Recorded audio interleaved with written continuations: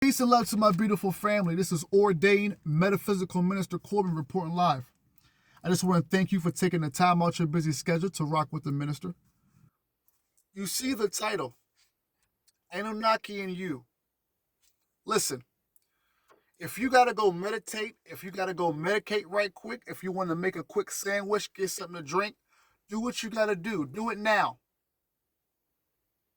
Because I promise you, this is going to be a fun, amazing, learning, soul felt video and presentation. So I want you to make sure that you got a nice sandwich, make sure that you're feeling good, your vibes, you're on one, because it's going to be an amazing, historic presentation. I want to thank you once again for taking the time out, your busy day, to rock with the minister. Once again, you see the title, you see the book.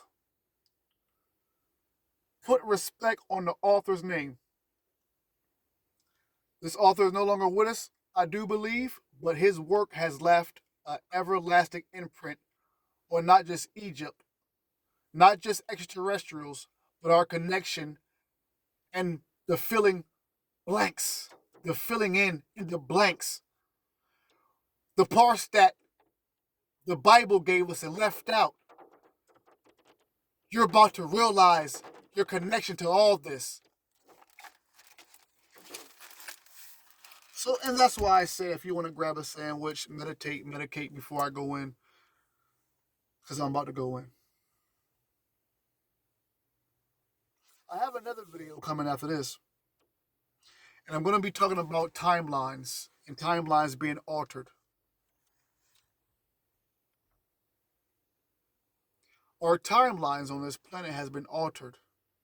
It surprised me, and shout out to people who be rocking with TikTok.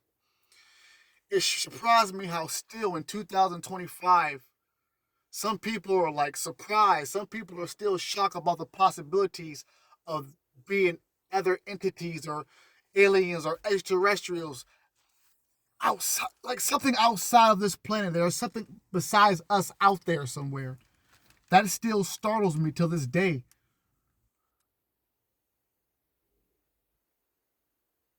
There have been altered timelines that have screwed up what we knew.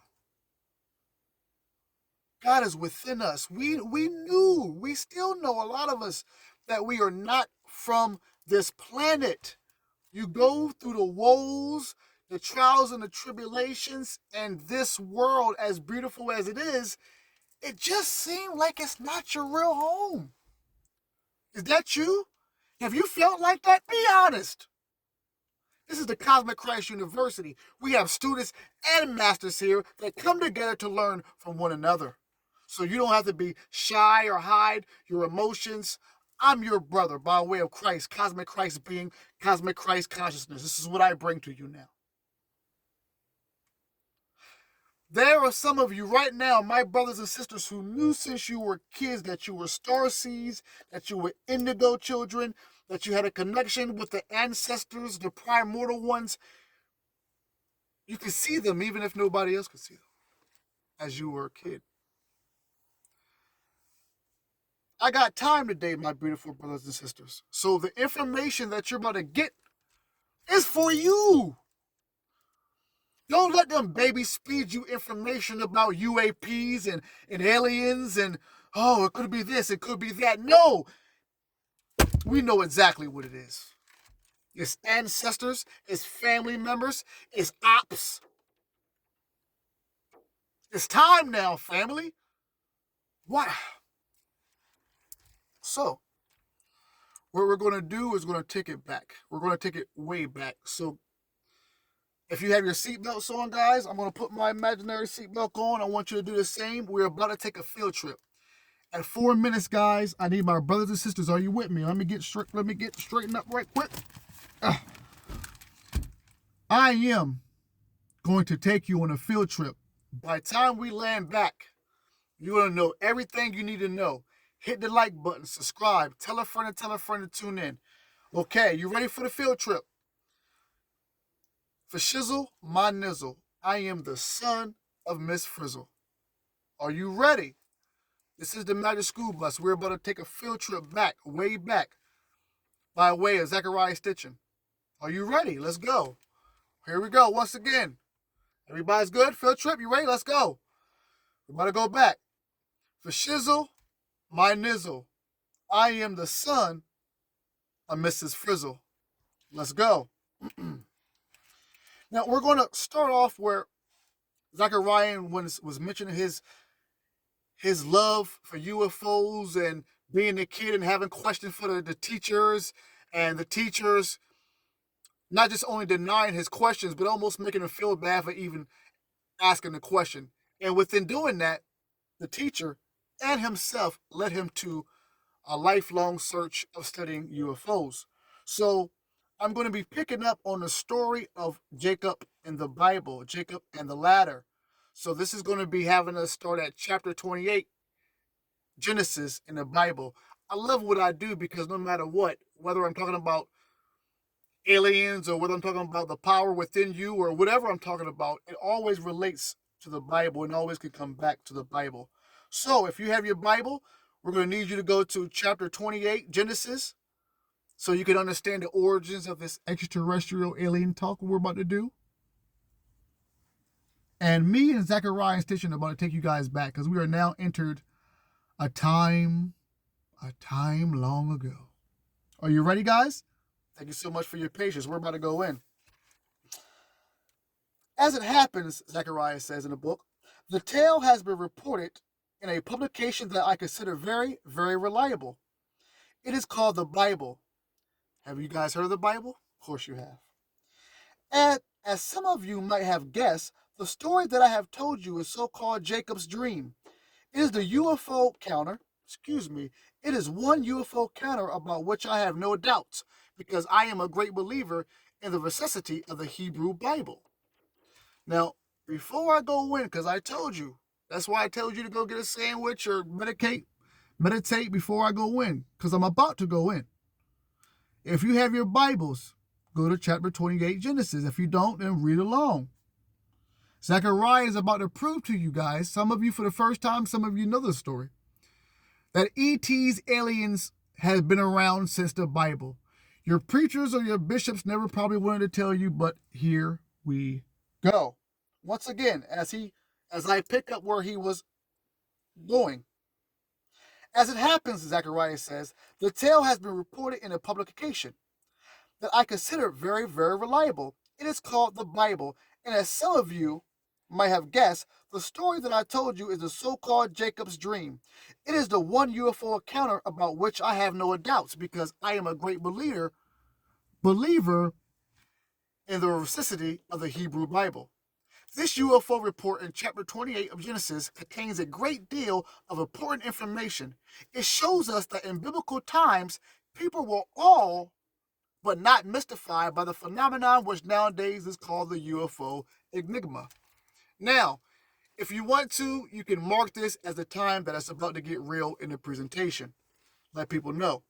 Once again, this UFO report in chapter 28 of Genesis contains a great deal of important information. It shows us that in biblical times, people were awed, that's A-W-E-D, they were shocked and awed, but not mystified by the phenomenon which nowadays is called the UFO enigma, which in short means that, man, when they seen it, it was like, but it was happening so much, it was like, it is what it is.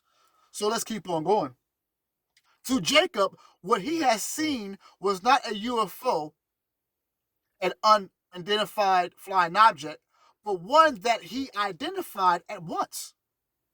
He knew what it was, and he realized at once that he had inadvertently chosen as his rest place for the night at spot that was adjacent to a UFO base. Let me read that again, because if you are a person of the Bible, if you have a Bible, if not Google, you can go to chapter 28 in Genesis and see what they are talking about. This is Jacob's ladder. He's talking about a UFO. What? You didn't know Bible talk about UFO? Let's go. I don't got time today, but I do got time today, if you get what I'm saying. Once again, to Jacob, what he has seen was not a UFO, which we know as an unidentified flying object. No, but one that he identified at once. He knew what it was, and he realized at once that he had inadvertently chosen as his rest place for the night a spot that was adjacent. That means right across, right, or right beside, adjacent to a UFO base. At 10 minutes, I told you it was going to get real. At 10 minutes, I told you it was going to get real. I'm not done. Let's keep on going. He knew that the vehicle was operated by the gods, quote unquote. And he realized that, once again, I quote, this was their gateway to heaven. Once again, if you haven't read if you haven't read Genesis chapter 28, read that. And then come back and read this. So, Jacob's vision is not the only biblical tale of flying craft coming from and disappearing in the skies. Oh no. There is the story of the fiery chariot that carried the prophet Elijah to heaven. Church folks, y'all remember that, right? Once again, Jacob's vision is not the only biblical tale of flying craft coming from and disappearing into the skies. There is a story of the fiery chariot that carried the prophet Elijah to heaven, and the story of the flying machine that the prophet Ezekiel has seen. Such stories illustrate the point that I wish to impress upon you. If you believe in the Bible, you must accept the possibility of UFOs. I said this in another video for those, my elite enlightened ones that be watching and rocking to the Cosmic Christ University. I said this in one of my videos in the past. Let's read that again. Let's read what Zechariah and Stitchen says. If you believe in the Bible, and majority of the people out there, a lot of percent of you, believe in the Bible. Zechariah Stitchen, who has worked to match the work that he worked on, says then you must accept the possibility of UFOs. Your prophets has talked about them, has mentioned them. Let's keep on going. As a matter of fact, it is thanks to the Bible, Zechariah says, that I am addressing you today. I am sure that each one of us can recall an event, a moment, to which they can trace their interest in the subject that has brought us together here, at the foot of the Great Pyramid. Mine was an incident when I was a schoolboy. This is what Zechariah is saying, and this is actually what I was mentioning earlier. Studying the Old Testament in its original Hebrew language. We read chapter 6 of Genesis, the story of the deluge. D-E-L-U-G-E. If you got pen and paper, which you should when you watch my video, write down D-E-L-U-G-E. This is deluge. Deluge. This word always represents a flood or the great flood. Once again, we'd read chapter 6 of Genesis, the story of the deluge, the great flood. The tale of Noah and the ark is preceded by several very enigmatic verses. They tell us of the days preceding the deluge or the flood. We read that, and I quote, those were the days when the sons of the gods, sons in plural that is, gods in plural that is, were upon the earth. They married the daughters of man and had offspring by them. Those Enigmatic sons, that's Enigmatic, sons of gods, quote unquote, are called in the verse Nephilim.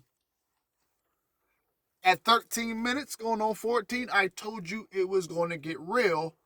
I won't disappoint. You hit the like button, subscribe, tell a friend to tell a friend.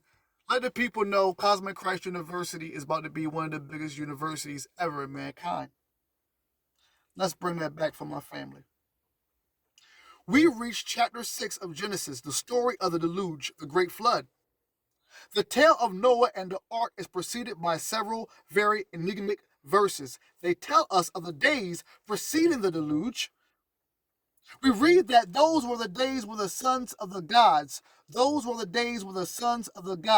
sons, quote unquote, sons, which is plural, gods, which is also in the plural, were upon the earth. They married the daughters of man and had offspring by them. Those enigmatic sons of the gods, quote unquote, are called in those verses Nephilim. Pen and paper, Nephilim is spelled Nephilim. Now listen, there's going to be people watching who are going to consider themselves pros, experts, all of that in Anunnaki and Nephilim. Awesome. We need people like you. Make sure you subscribe. But there are people, especially my TikTok family, who know none of this, who thought that it was just God or nothing. When I mean God, the biblical God, Yadabroth, the demiurge. No, this doesn't start with that one. This goes really deep. Seriously, you're going to learn as we continue to read in. So thank you for your time. Let's go back again one more time. They marry the daughters of man and have offspring by them. Those Enigmatic sons, which will again spelled Enigmatic, sons of the gods, are called in those verses Nephilim. We spell that Nefilim. Make sure you Google after this or in the midst of this. Google, but don't just Google and research one thing and stop. Keep on Google, PDF some stuff. Type in Esoteric after you type in some. That's the esoteric. That means the knowledge, the hidden knowledge of something. So, yeah. Let's keep on going. They were called Nephilim, and the teacher explained the term meant giants. Nephilim meant giants. Let's keep on going. But young Stitchin, the author of this book, raised his hand and asked the teacher, why do you say giants, quote, end quote, when the word Nephilim means in Hebrew, those who came or descended to earth? So the author of this book, Zechariah and Stitchin, was in class questioning the teacher, as so many of us with this type of energy we have do or did in school. He questioned it, like, well, in Hebrew it says that you calling them giants, but teacher, you tripping. That's cap. In Hebrew, Nephilim means those who came or descended, came down from earth, from the heavens that descended down, presumably from the heavens. He says, instead of the teacher, giving them praise and whatnot, she reprimanded them. Told them to sit down. You don't question the Bible. How many of y'all heard that? How many of y'all been in church? You got a serious question for the pastor or the bishop, and they tell you to sit down somewhere, or you shouldn't even been asking that. This is what this channel is for. People who've been turned away from the churches, people who ask honest questions about their spiritual essence of who they are and couldn't get an answer because the theologians couldn't give you the answer. As a metaphysician, I can give you an answer. As a metaphysician, I can give you that answer. Meta means higher or beyond. Physician in Greek meant what? Physika. That means the study of physical life. So metaphysics go beyond the study of physical life. So let's go on. Now, Zechariah says that reprimanded, that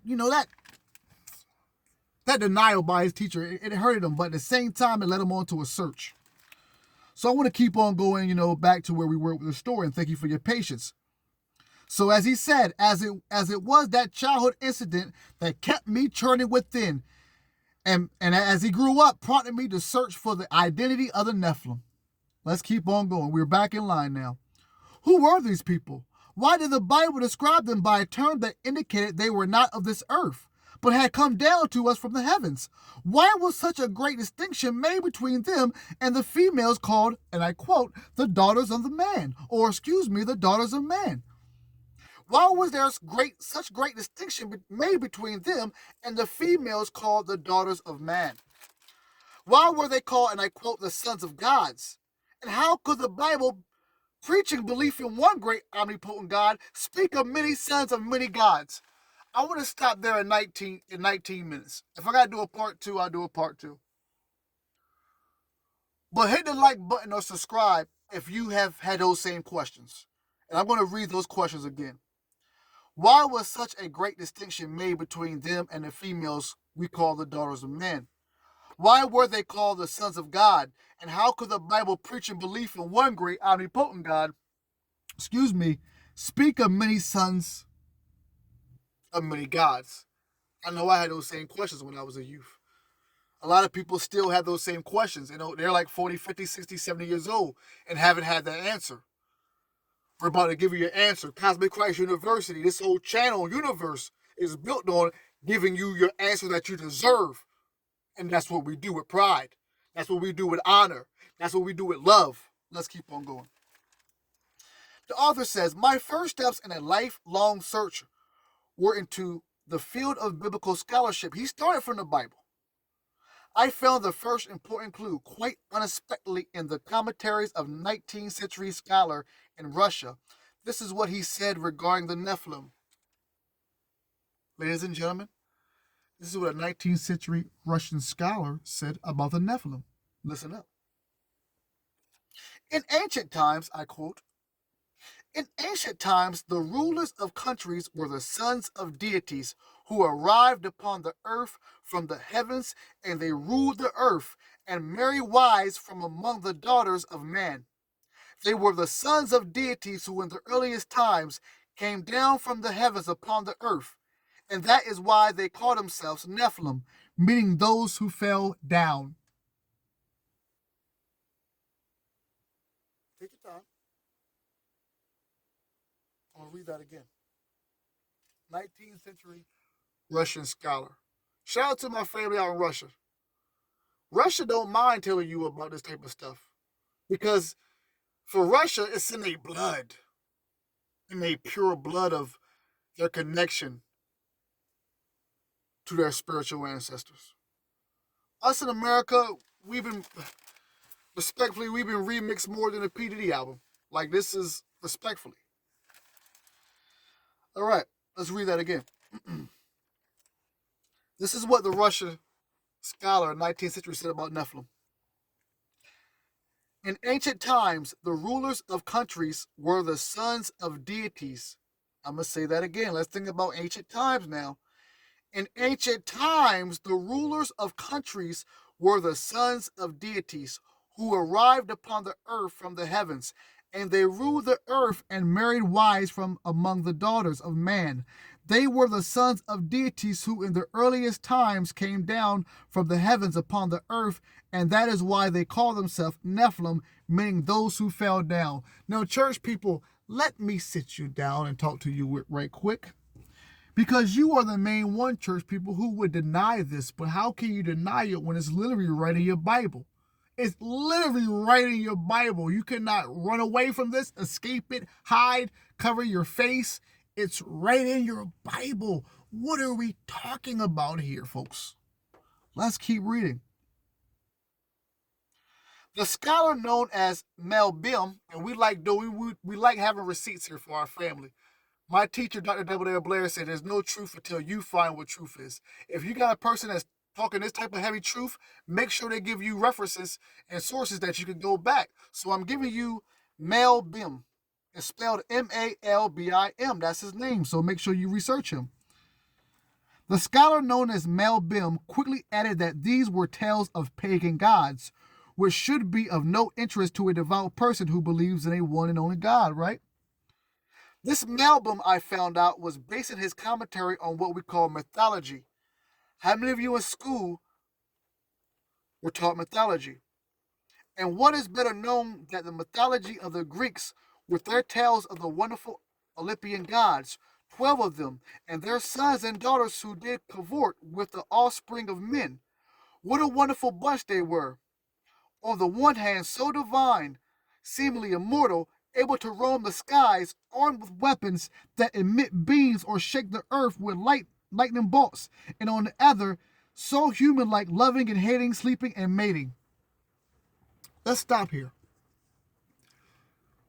Because a lot of people, when they talk about Greeks, we know, like, you see the pictures of Greeks, they were always in some white garments, writing something down. In every picture, they were halfway in orgies, just in a trance, in their own world, just a whole bunch of them.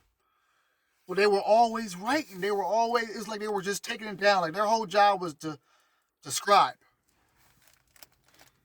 These are the ones they are saying that were the children of the gods, the Greeks. And as we know in the history, Plato, Pythagoras, all that time, it makes sense now. But let's keep on reading because I don't want to derail us.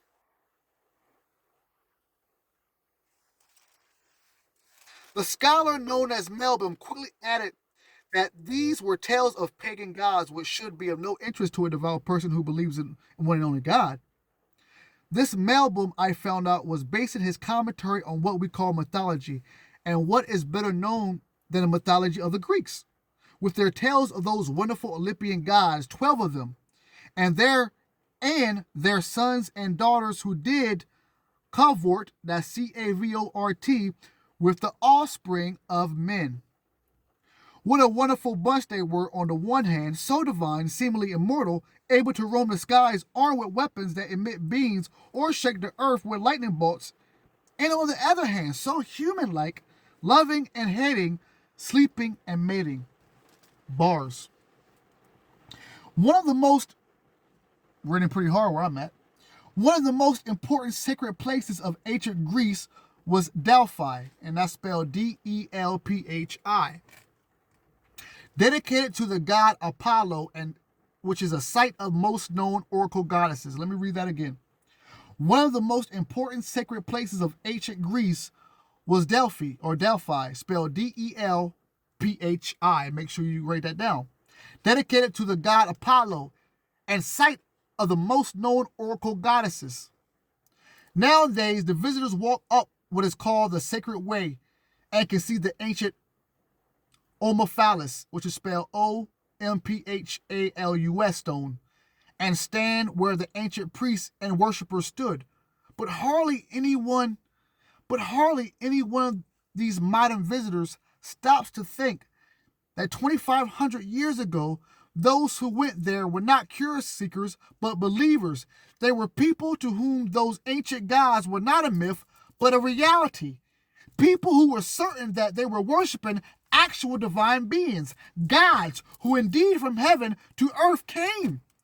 And the way they had came here to earth was flying in machines that we nowadays, out of ignorance of what history teaches us, call unidentified flying objects, or UFOs, UAPs.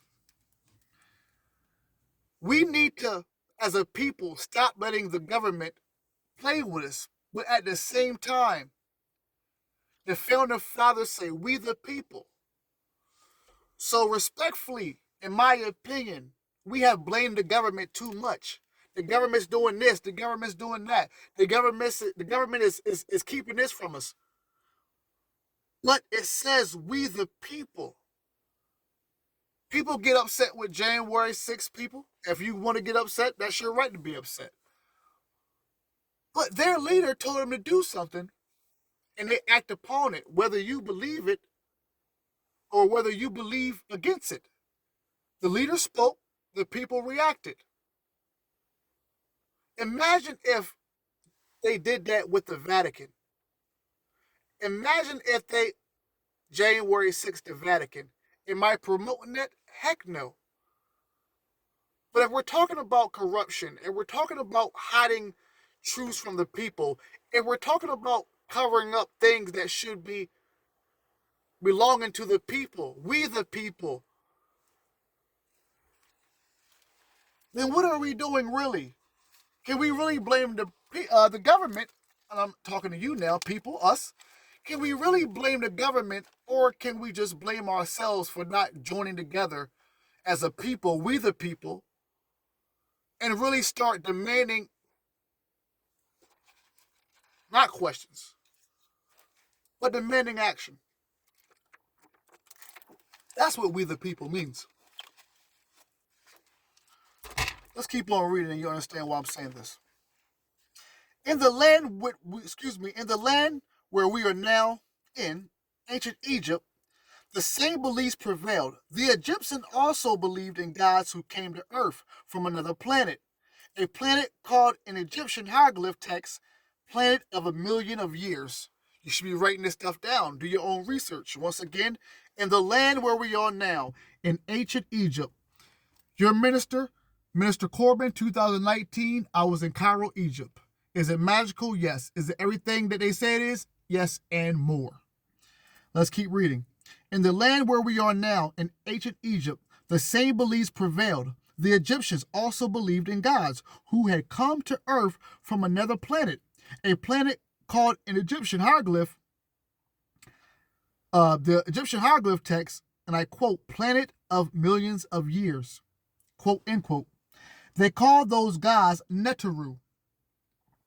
They called those guys Neteru, spelled Neteru, a word that meant the guardians.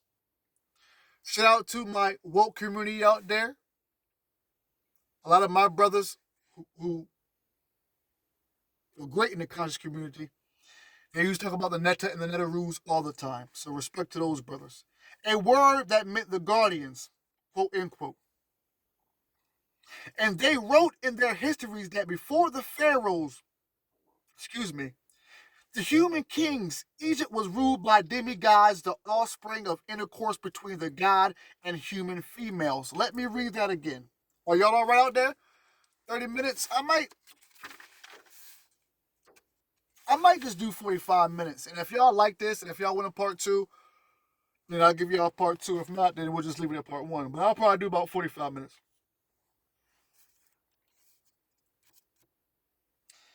Once again, the gods were called Neteru, a word which means the guardians, and they wrote in their histories that before the pharaohs, the human kings, the Egypt was ruled by demigods, which were the offspring of intercourse between the gods and human females. And before that, only gods ruled in the valley of the Nile. Gosh, it is a certain feeling, family, to know that I was in Egypt and Cairo, watching the Nile River, sitting on the pyramids, touching the land, and knowing that I was touching land that gods once trampled on. People from not even of this world. God. Let me continue. My gosh. And before that, only gods ruled in the valley of the Nile. These were beliefs that were uncannily similar to the biblical reference to the Nephilim. We never left the Bible. One, and this is about to get, oh man, see, this is why I'm going to do a part two, family, because this is about to get real. One who was certain that the tales were true was the famed Greek conqueror Alexander the Great. One who was certain that the tales were true was the famed Greek conqueror Alexander the Great. Messing with me, I might just end it right here after I get done saying what I'm saying. Once again, one who was certain that the tales were true about the gods was a man named Alexander the Great. And if you were around here and you was raising Americans, and you, even if you wasn't raising Americans, you heard about Alexander the Great, who was a mulatto. I know he was a mulatto. I know he was a biracial in Greek. Let's keep on reading, and we're going to see why. But Google Alexander the Great. Google and go to images, and you're going to see, if it's not a statue, you're going to see old pictures where he is damn sure not all white. Does race matter? Yeah, it does. Unfortunately. Because we can go back in the days of Atlantis and take you back to race and racism. I have done that in many videos. So yes, unfortunately it matters.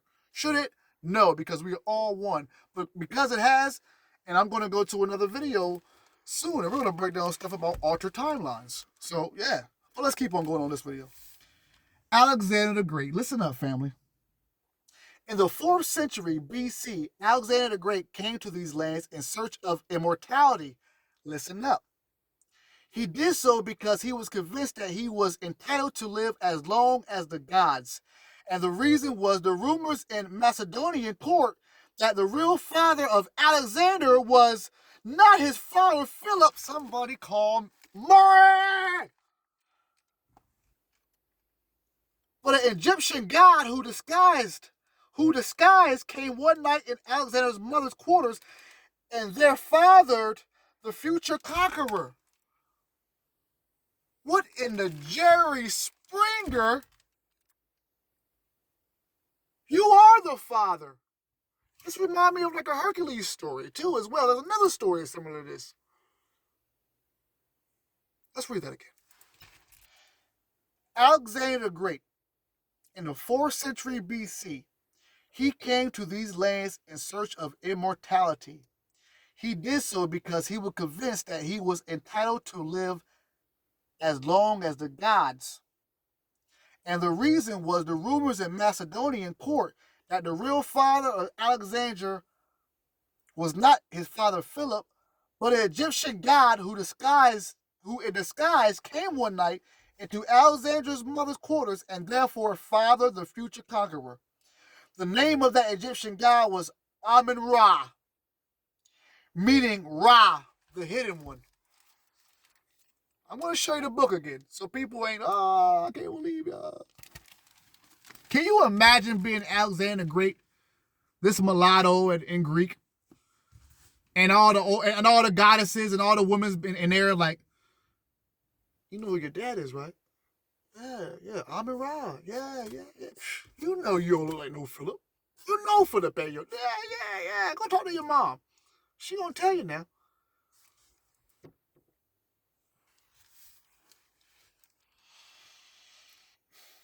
I'm gonna read it one more time. In the 4th century BC, and they probably didn't tell you this part in school, but in the 4th century BC, he came to these lands in search of immortality to live forever.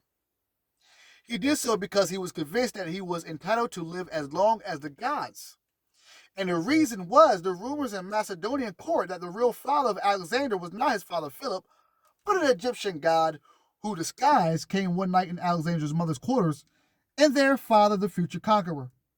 The name of the Egyptian god was Amun-Ra. Amun-Ra is where church people get amen. Amen stems from the god Amun-Ra, for those who do not know, meaning Ra, the hidden one. Fighting his way through Asia Minor today, which is Turkey, and the lands that are now Syria, Lebanon, and Israel, Alexander reached Egypt. His very first stop was a city called by the Egyptians Anu. A city called by the Egyptians Anu, A-N-U, and known to us from the Hebrew Bible by the name On, O-N. The Greeks called it, and I quote, the city of the sun, Heliopolis. Now, guys, I actually got a chance to go to Heliopolis when I was in Egypt. My Hilton, I was at the Hilton. It was a hotel in Heliopolis, and that is a beautiful place. It's like the city lifestyle of Egypt. You know, you got the desert, pyramids, and then in Heliopolis, it's like, I want to say like the Las Vegas or downtown Los Angeles. You know, it's like that if you ever go there. And for those who've been there, you already know what I'm saying. Heliopolis. There, in a shrine dedicated to the great god, there was on display the actual object in which the god had come to earth from the heavens, his so-called celestial boat. So let's bring that back. Alexander went to Egypt, and when he went there, in Heliopolis, there in a shrine dedicated to the great god. So when he approached Egypt, soon as he get there, he see a shrine dedicated to the great god, Amun-Ra. There was on display the actual object in which the god had come down to earth from the heavens, his so-called celestial boat. It was a well-known shrine, and once a year, its holies of holies was open to admit the pharaoh to see the sacred object. Thousands of pilgrims were gathered at Heliopolis at that time, not unlike the thousands who come once a year to Mecca to venerate the Kaaba, the sacred black stone. No one knows where the object, the celestial boat, had vanished to or when it disappeared. Indeed, one theory is that it was taken to Mecca and that it was placed within the large box-like structure that houses the Kaaba and which no one can enter. But we do now know how that object looked because a small replica of it was discovered by archaeologists. And I do believe that I went in Egypt in that museum and touched that replica, which is called the Ben stone. I do feel in my heart that when I was in Egypt and I touched what they call the Ben stone, and I said what I said to the ancestors, Ashe, Ashe, in 2019, I got a feeling that's what it was. Because it said it was extraterrestrial in origins.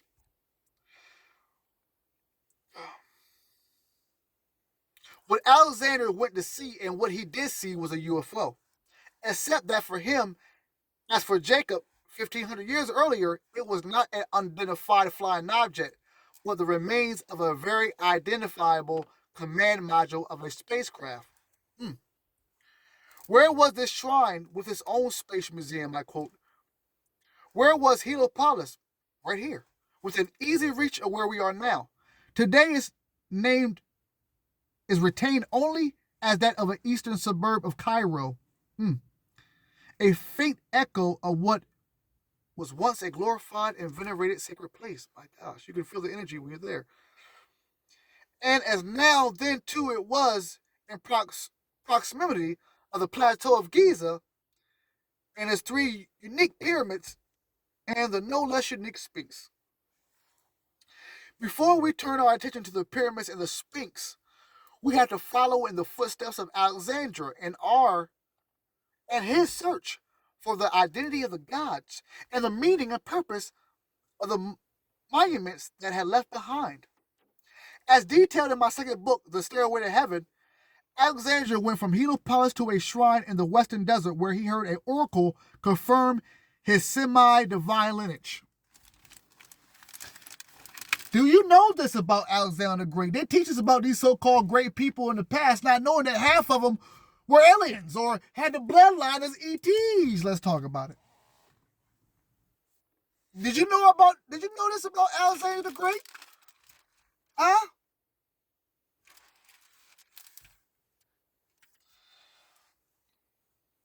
Before we turn our attention to the pyramids and the Sphinx, we have to follow in the footsteps of Alexander and his search for the identity of the gods and the meaning and purpose of the monuments they have left behind.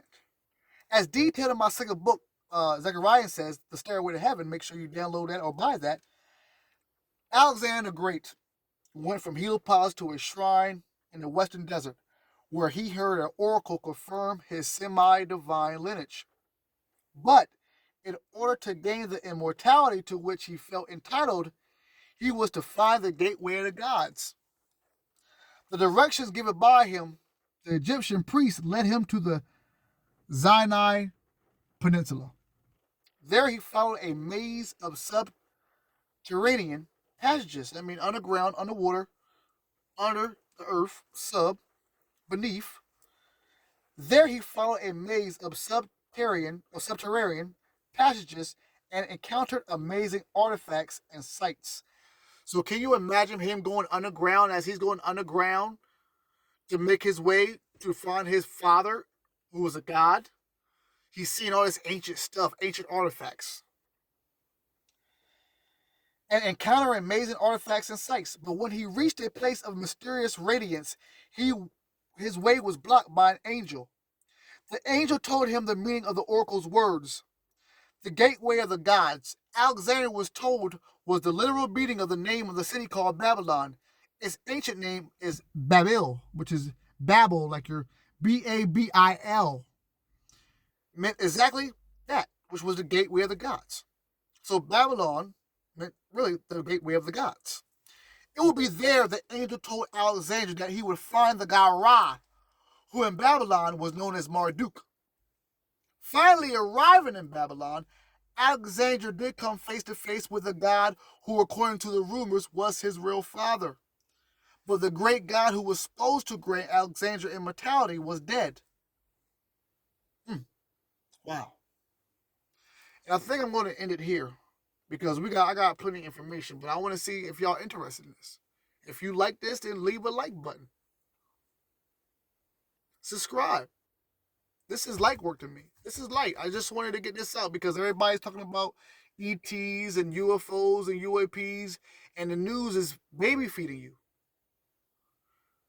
Us as a people are supposed to be way beyond this right now. We're supposed to be having Shambhala open up for us, Tellus open up for us. We're supposed to be having our divine brotherhood. When I mean brotherhood, the ascendant masters already working with us as we speak. But the love of materialism has brought a lot of people down to a lower vibration. And it's our job, people like me and many others, to raise that vibration to the ones who are seeking it. Now, I'm going to read that again and I'm going to end it here. I'm going to read it again and I'm going to end it here, family. I want to thank you for watching. Finally arriving in Babylon, Alexander did come face to face with a god who, according to the rumors, was his real father. But listen to this, family. This is why I want to end it on this one. Listen to what happens. Remember, this mulatto brother, this old biracial brother, Alexander the Great. Alexander the Great was told, as a young age, he was told, hey, man, Philip ain't your real dad. Your dad's a god. Sent him on a quest.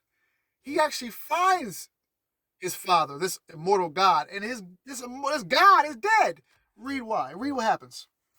Finally arriving in Babylon, Alexander did come face to face with the god who, according to the rumors, was his real father. But the great god who was supposed to grant Alexander immortality was dead. Listen to this. What Alexander has found was the god embalmed in his tomb. What Alexander has found was the god embalmed in his tomb. And only then did Alexander understand the true oracle. He, like the gods, was fated to die in the end. He will become immortal, but only by remembered. But only by being remembered.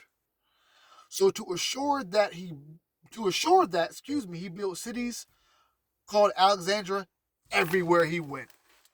That's powerful. That is powerful. And it's a lesson to us. I want to leave that, with all that being said, I want to leave that with a lesson for us. Here, Alexander the Great, it don't matter if you're white, it don't matter if you're black, he was both. Maybe even more mixed up than that, who knows? But Google him on Google. He was definitely biracial.